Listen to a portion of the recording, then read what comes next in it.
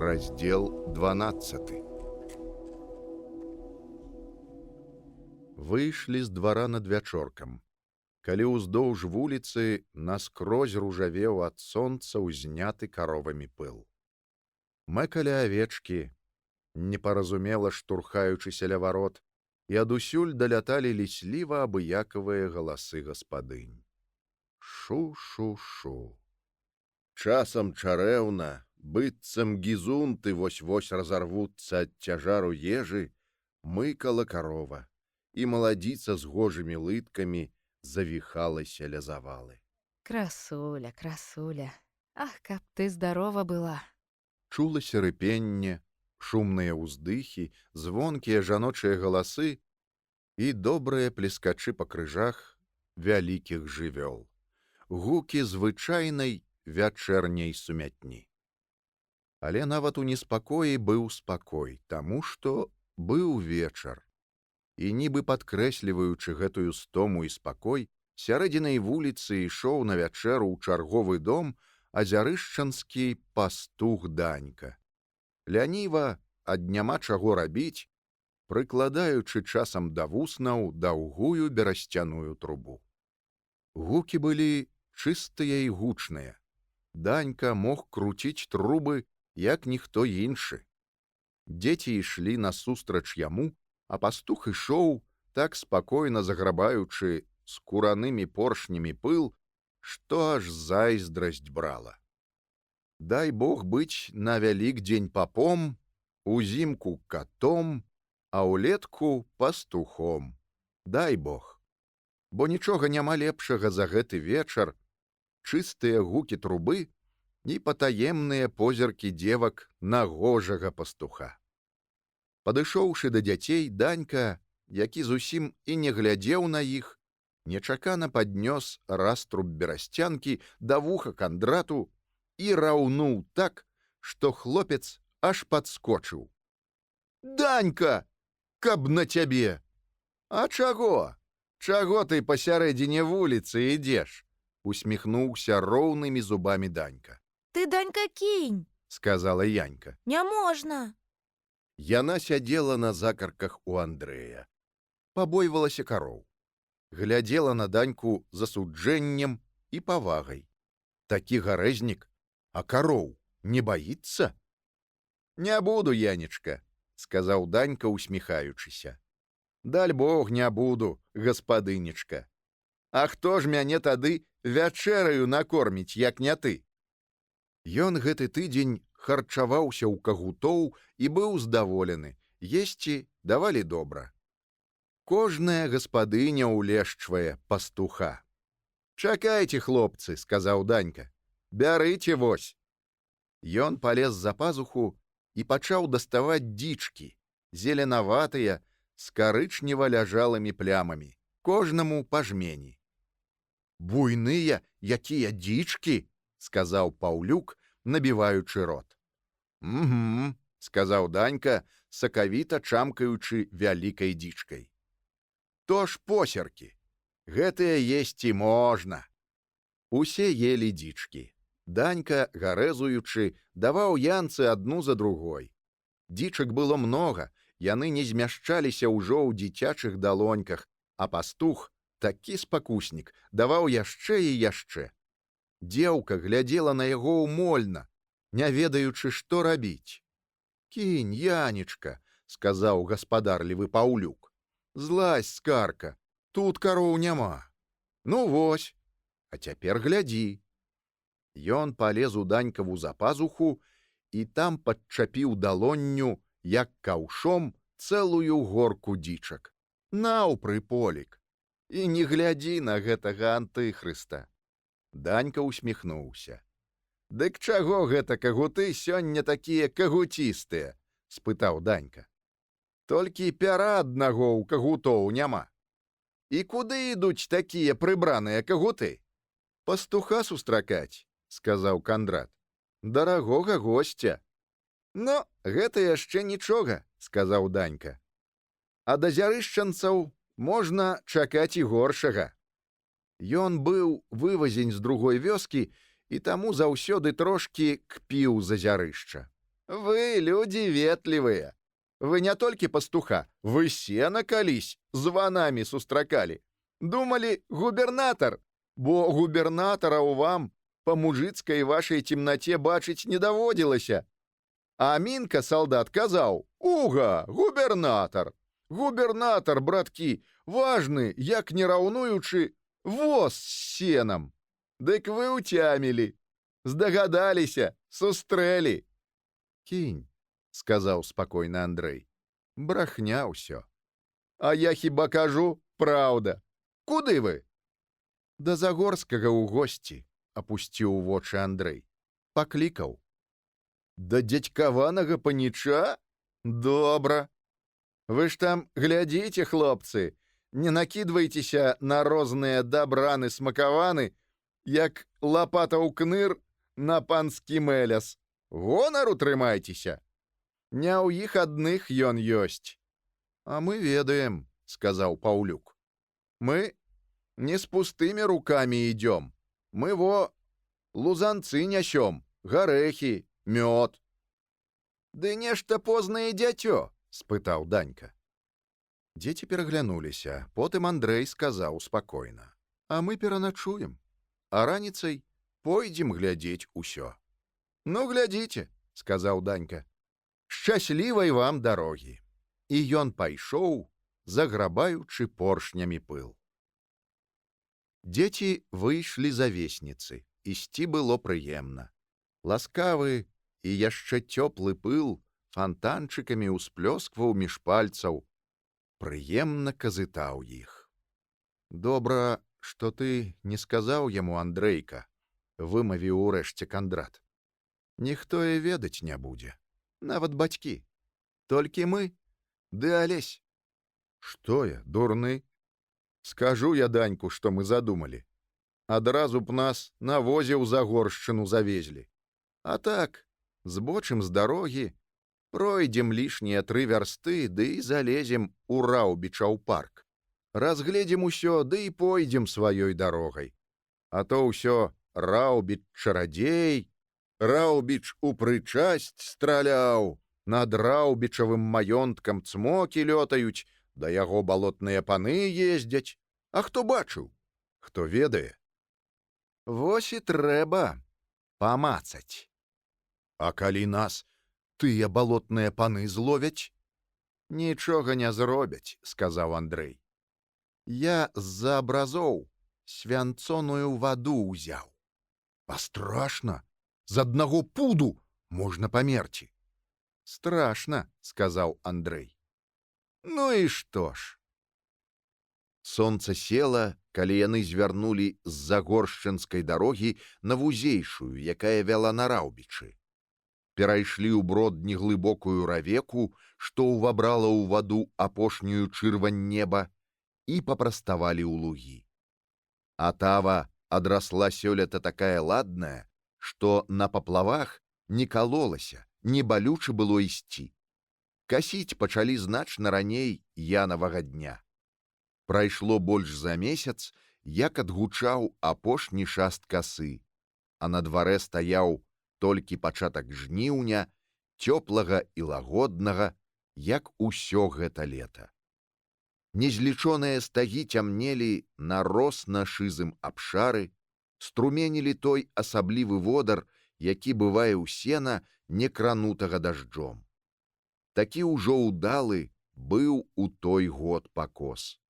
Яны былі вялізныя, тыя стагі, і выглядалі ў цямноцці нават трошкі злавесна. Дзеці ішлі і гаманілі. Яньку неслі на спіне па чарзе, а то пускалі тупаць сваімі нагамі. Але размова пакрысе глохла, а потым стала чамусь шапатлівай. Бо злева, вельмі цьмяна, выплылі ў цемры далёкія шаты Раўбічавага парку. Зусім як у той майскі начлег. Яны былі далёка, тыя шаты, не менш як 1,5 вярсты шызым поплавам. А над шатамі, зусім як тады, гарэў ледзь прыкметнай іскрай далёкі агеньчык. Зноў не спіць, сказаў Паўлюк.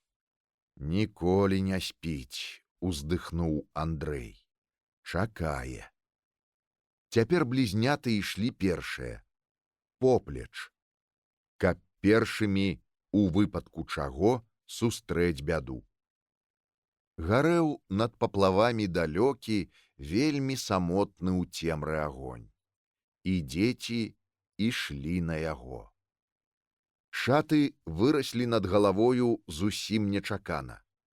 То былі ўсё далёка-далёка, а то раптам насунуліся на дзяцей і навіслі над галовамі.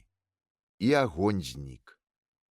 Агароджа з тоўстых жалезных прутоў ішла ў левы і правы бок, і ёй не было відаць канца. «Пойдзем направа», — шэптам сказаў Андрэй. Не можа быць, каб дзіркі нідзе не было. Але ім давялося ісці даволі доўга, пакуль Кандратава рука, якой ён увесь час вёў па прутах, не натрапіла на пустое месца. Нехта выламаў адзін прут. Трэба было лезці. Але парк цямнеў так страшна, што яны міжвольна марудзілі. З парку даляцеў крык, ціўканне птушкі, якую, відаць, заспеў у сонным гняздзе нейкі начны драпежнік. Можа, то куніца гаспадарыла па чужых кублах, а можа, соўка-начніца. І гэтае ціўканне быццам абудзіла ўсіх. «Ну-к, што ж», — перахрысціўся Андрэй, — «палезлі». Яны пералезлі, і цёмныя паркавыя шаты прагна накрылі іх. Крокі былі бязгучныя. Густая трава глушыла іх. Цемра востра па-начному пахнула грыбамі, вільготнай лістотай, моцным дубільным духам дубовых хмызоў і трошкі душным лазенным водарам бяроз. Нябачная сцежка, якой яны ішлі, прывяла да высокай зламанай бярозы над самым адхонам. Бяроза зламалася, але не ўпала, затрымаўшыся на суседніх дрэвах, і цяпер жорстка бялела ў цемры сваім мёртвым ствалом. Адсюль было відно даволі далёка. Сцежка тут раздвойвалася.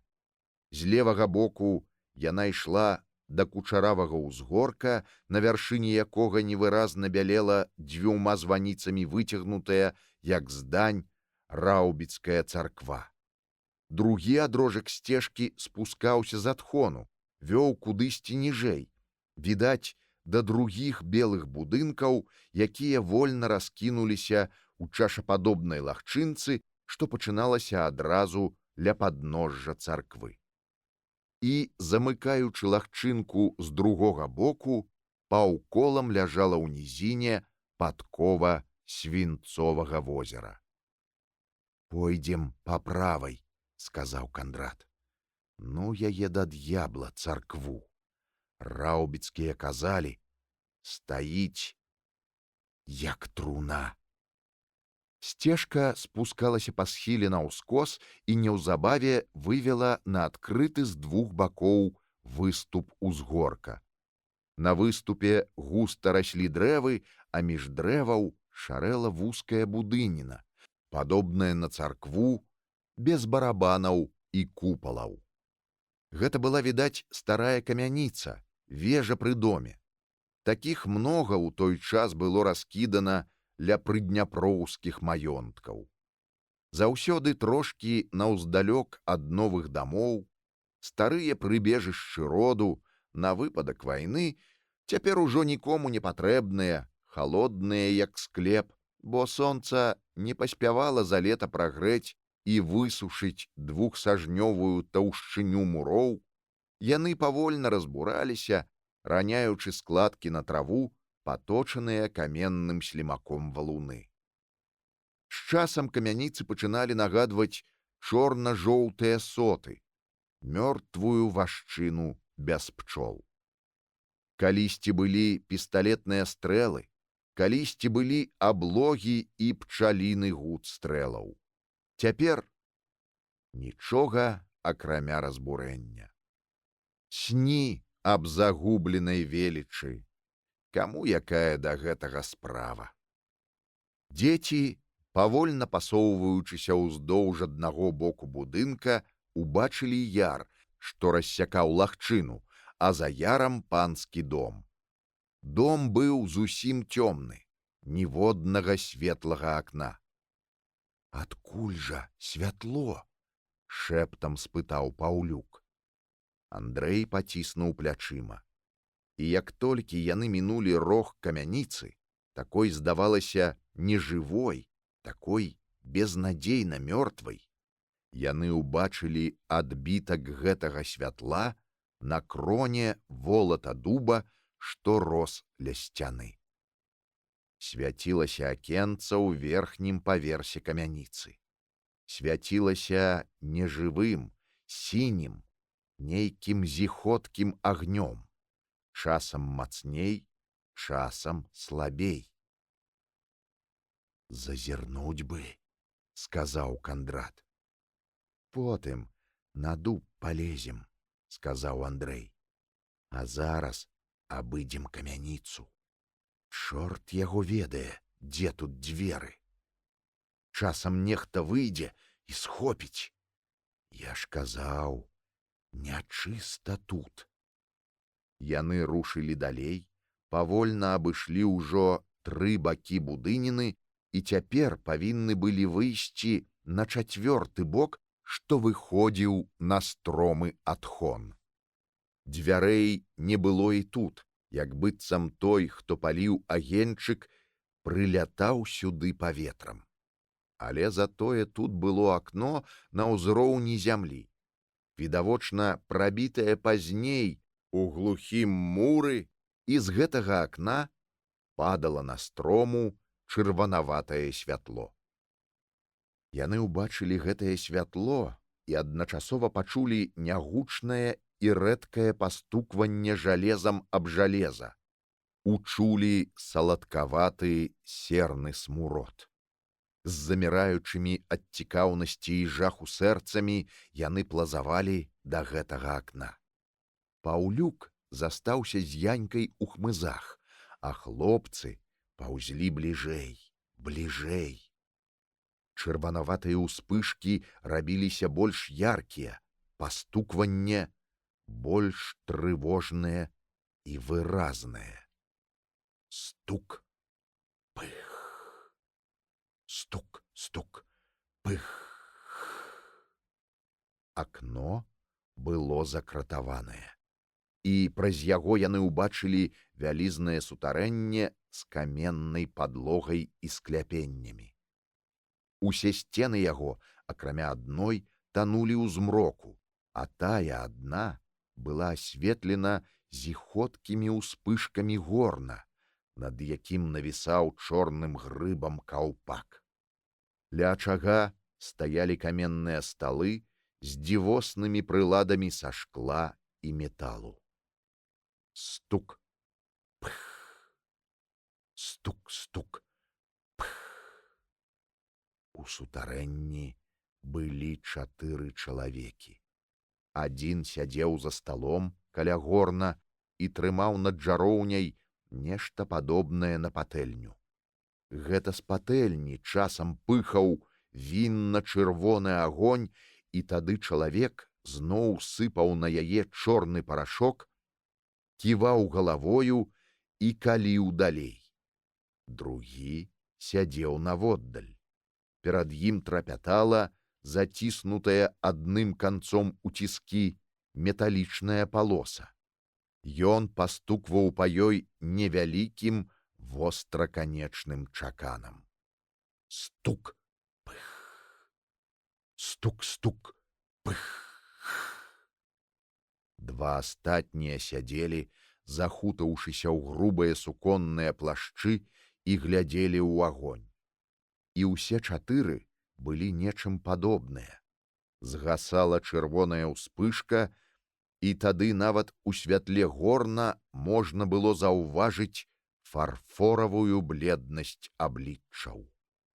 І ўсе маўчалі, быццам словы паміж імі былі зусім непатрэбныя. Успышкі ўсё часцелі, і вось чалавек ля ачага зняў з сагана зусім круглую бутэльку з вузкім рыльцам, ускалаціў нейкі асадак і паказаў чалавеку з палосай. Той сцвярджальна апусціў галаву.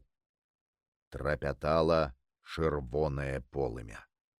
Чалавек з палосай узяў яе і падаў аднаму з тых, што сядзелі. Вызваліў другую палосу, крутой дугою выгнутую між двума ціскамі, і падаў суседу першага.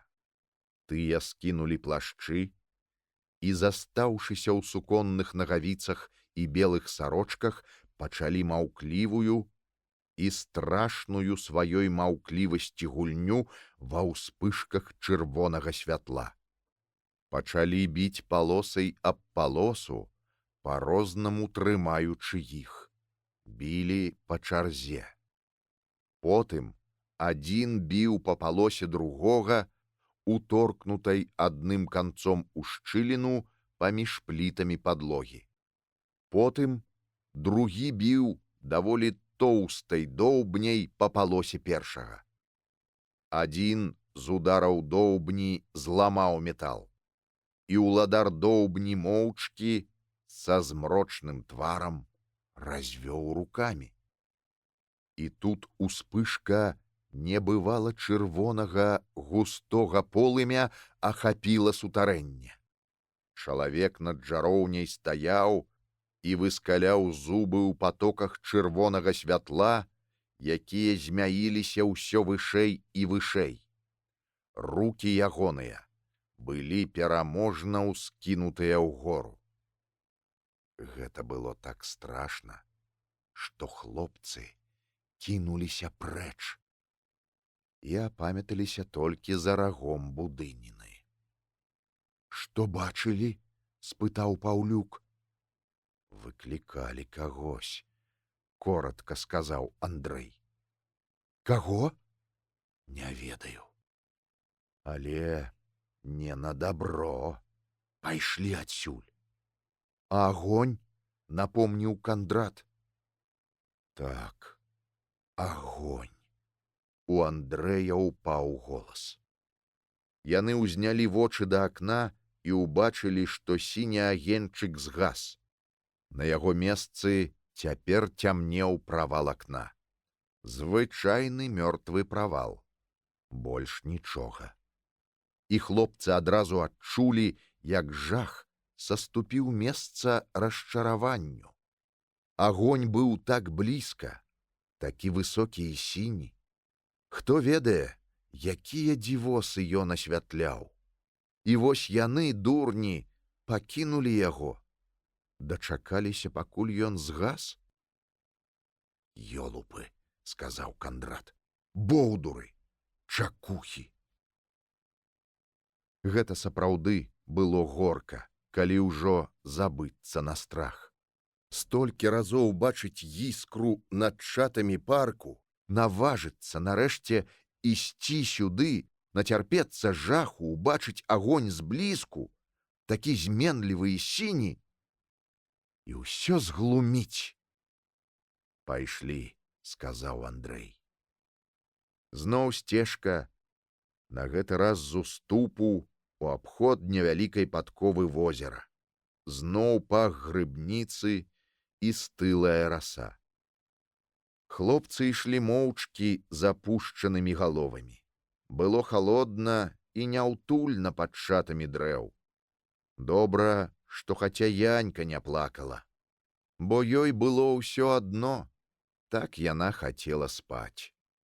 Андрэй зняў з сябе світку, і яны падвязалі дзяўчынку на спіне Кандрата, зрабіўшы нешта накшталт мяшка, у якім было цёпла і утульна. Кандрат цяпер мог вызваліць рукі. Яму стала лягчэй. «Прыйдзем яшчэ сюды?» — ціха спытаў ён у Андрэя. «Прыйдзем», падумаўшы, сказаў Андрэй. Трэба прыйсці. Каго ж яны ўсё-ткі выклікалі? Спытаў Кандрат. Андрэй не адказаў. Ды і што можна было адказаць? Цемра, глухія крокі, сонныя пасопванні янкі на спіне ў Кандрата. Пачынае прабіраць холад. Той санлівы холад, калі сківіцы раздзірае пазяханне, і чалавек марыць, як аб вышэйшым шчасці, аб ахапку сена, у які можна зашыцца. Мужны дух прадпрымальнасці і прыгод заўсёды цярпіць ад такіх акалічнасцей. Яны мінулі возера, з якога патыхала вільготным халадком і рыбнай сырасцю. Парк зноў зрабіўся густы, не парк, а нейкія чортавы нетры з лаўжамі і ветрабоем, з рэдкімі глухімі сцяжынкамі. Па адной з такіх сцяжынак яны ішлі даволі доўга. Ішлі і амаль не спадзяваліся, што калі-небудзь ёй будзе канец. Але сцежка ўлілася ў папярочную сцежку, што была шырэйшая і нагадвала хутчэй вузкую дарогу, па якой ледзьве можа праехаць воз. Дарожка гэтая была як тунэль, так спляталіся над ёю галіны дрэў. З левага боку яна праз нейкіх 5 сажняў улівалася ў невялічкую паляну. І палянка была таксама цёмная, бо над ёю схіляліся, засцячы неба і ўтвараючы над ёю шацёр, верхнія галіны магутных, вычварна-каржакаватых дрэў. А пад шатром, займаючы амаль усю палянку, стаяла самая дзівосная будыніна, якую ім давялося бачыць у сваім каратусенькім жыцці. Будыніну абкружаў частакол з завостраных бярвенняў. Над частаколам уздымаліся толькі 2-3 вянцы сцен ды трох'ярусны дах з грубай заімшэлай шчапы. На вільчаку верхняга яруса нерухома ўзвышаўся балотны чорт, вычварная карчага, якой вятры і гнілая вада часам надаюць падабенства з пачварным ідалам. У вянцах сцен там-сям цьмяна блішчэлі маленечкія сляпыя акенцы з разьблёнымі ліштвамі. Такая ж разьблёная брама разрывала ў адным месцы частакол. І травы падступалі да частакола, а палі яго вянчалі пабеленыя непагодай конскія чарапы з цёмнымі праваламі вачэй. Дзеці не ведалі, што гэта была лазня Раўбіча, пабудаваная ў казачным стылі, але, дрыжучы, адчувалі гэта казачнае і страшнае. Гэта было як жахлівы лясны церам, зварот якога свеціць вачыма і адказвае спадарожнікам конская галава. Відаць, сюды, да гэтай брамы, павінны былі прыязджаць, каб загінуць. Увечары светлы дзень, а перад світаннем чорная ноч. І ноч з'явілася. З цёмнага тунэля дарогі даляцеў стомлены, рэдкі стук капытоў, а потым з'явілася сама ноч, як гэта ёй належыць, на чорным кані і ў чорным плашчы. Конь ішоў мернай ступою, а коннік сядзеў на ім, схіліўшы галаву, і доўгі чорны плашч, падобны на абвіслыя вялізныя крылы, прыкрываў рэпіцу жывёлы. «Вось каго выклікалі!» — шапнуў Кандрату Андрэй. Хлопцы не здзівіліся, пазнаўшы ноч у твар, пазнаўшы гэтыя доўгія вусы, гэтую рукаять пісталета, што выглядала з сакваў. Коннік пад'ехаў да частакола і з хвіліну пастаяў перад ім. Потым, не ўздымаючы галавы, павольна ўзняў стрэльбу і тройчы з вялікімі перапынкамі стукнуў руляй у дошкі варот. Не чакаючы больш ні хвіліны, баючыся невядома чаго, можа таго, што запалаюць вочы ў конскага чэрапа, дзеці кінуліся бегчы так, як не беглі ніколі ў жыцці. Яны не памяталі і не ведалі дарогі, не звярталі ўвагі на стому, ад якой рэзала ў грудях, не памяталі, дзе пералезлі агароджу, а можа, яе і зусім не было. Яны беглі і апамяталіся толькі на знаёмым раздарожжы, ад якога да Загоршчыны было не больш як 2 вярсты. Было цёмна, пахла бярозавымі венікамі. Пасля ўспыхнуў агеньчык.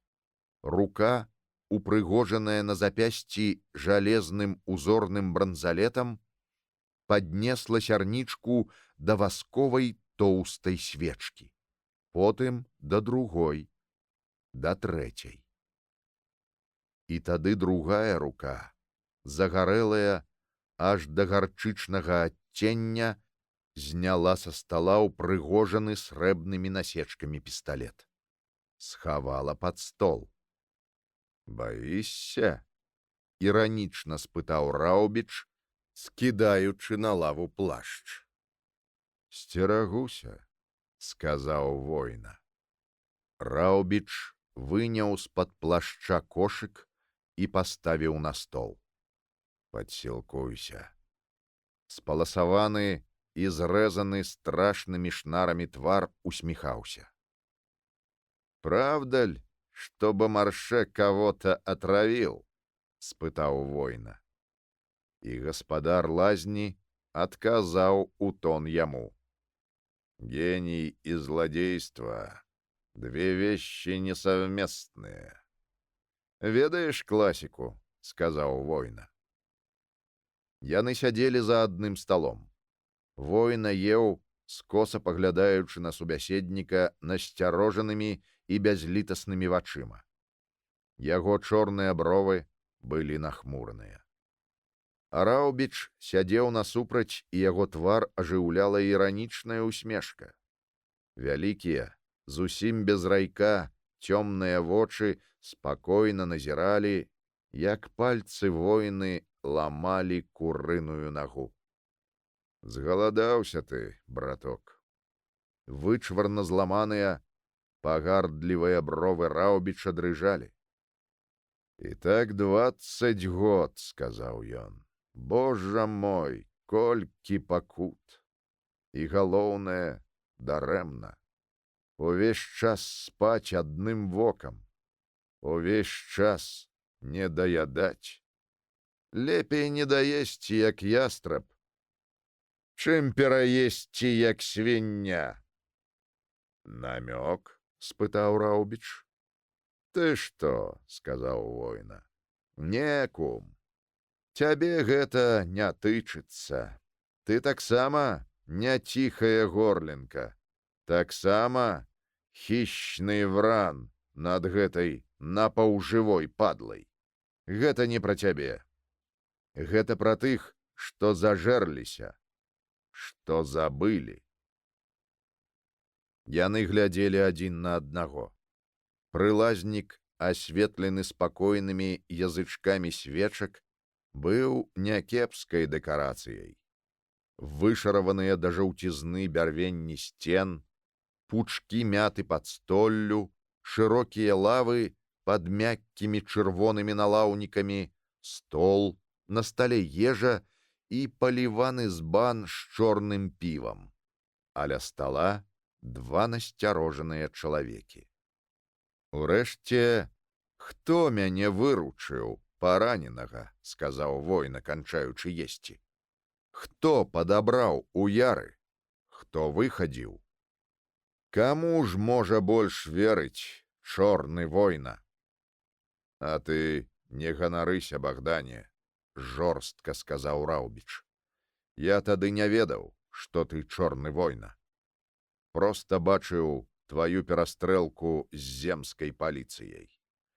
А ў мяне, кумок, з гэтай публікай свае рахункі. Да і потым, калі 6 нападаюць на аднаго, праўда не на іх баку. Лыцар, сказаў воіна, ты ж глядзі, лыцар, не забудь папярэдзіць блакітных, што мяне бачылі ў наваколлі. Папярэджу, спакойна сказаў Раўбіч. У мяне таксама ёсць тое, чаго нельга ставіць на карту. Воіна скручваў з грубага тытуню цыгарку. Знявечаныя пальцы рухаліся няспрытна. «Дай я», — сказаў Раўбіч. «Не трэба. Ва ўсякім разе, адзін палец у мяне здаровы. Той, што кладзецца на курок». «Воіна», — сказаў Раўбіч, — «не рызыкуй сабой. Воіна, пачакай трошкі. Час надыходзіць. А ты можаш не дажыць. Ты будзеш патрэбен жывы, а не мёртвы. Перасядзі. Год-два. Месца я табе знайду. Адпачні. А потым я паклічу». Тень воінавай галавы адмоўна хіснуўся на сцяне. «Ты нядрэнны чалавек. Але я кажу не, таму што ты шукаеш сяброў, а сябры прададуць. Чалавек быдла. У атрадзе з 3 адзін здраднік. І потым мне няма часу. Старыя салдаты жывуць, пакуль ідуць. Калі я прысяду, я не ўстану. Такая стома ў маіх касцях. Я падаю табе знак і прыходжу сюды, калі ўжо зусім немагчыма.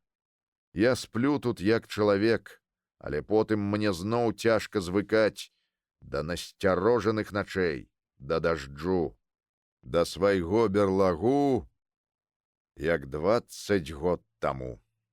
Чалавеку варта на хвіліну спыніцца ў нянавісці і гатова.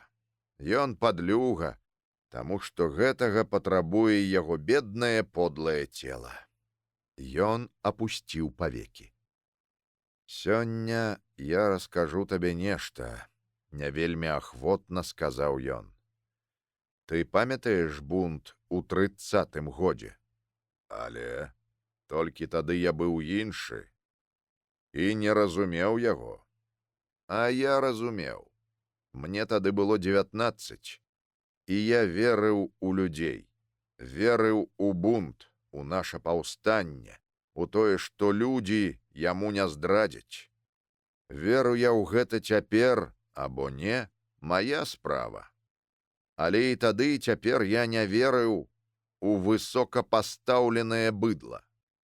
Золата — самы брудны метал, але з яго робяць шапку, і яе гаспадар з мазгамі каптэнармуса атрымлівае права сядзець на чалавечай пірамідзе, мучыць людзей, якіх ён мазаля не варты.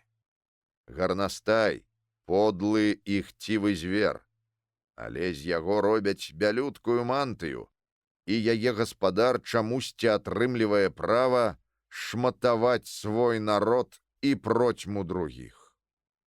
Воіна паклаў на стол цяжкую далонь. Я верыў, што астатнія думаюць, як я.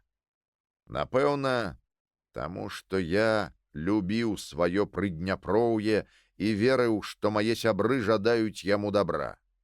А потым пачалося. Перш за ўсё здрадзіла гэтая сволач, Хлапіцкі, дыктатар, Напалеончык. Потым іншыя. Разгул подласці і жывёльнага жаху. Што здзіўляцца, што нас разбілі, што мужыкі нам не верылі. Але я верыў. Праз год я прыйшоў да некаторых сяброў і сказаў, што час пачынаць спачатку. І ўбачыў, што адзін разводзіць капусту, а другі служыць столаначальнікам. убачыў пустыя ад жаху вочы. А яны ж былі зусім як я. І я зразумеў, яны спыніліся ў нянавісці. Што мне было рабіць? Начальнікі здрадзілі, сябры дрыжэлі, народ пакорліва цягнуў ярмо.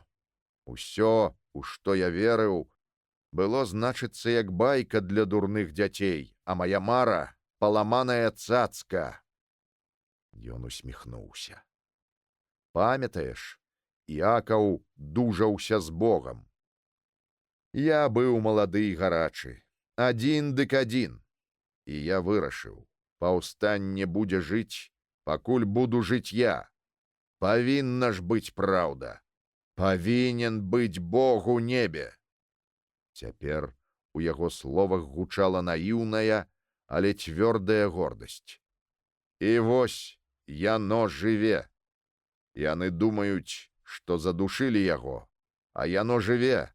20 год гучаць яго стрэлы. Які яшчэ мяцеж трымаўся так доўга? Таму я і сплю адным вокам. Таму сцерагуся. Яно павінна жыць доўга, аж пакуль не падстрэляць мяне. Мне нельга спыняцца. Іначай атрымаецца, што я дарэмна жыў, што мае сябры здраднікі, а мой народ быдла. Уздыхнуў. Часам мне цяжка.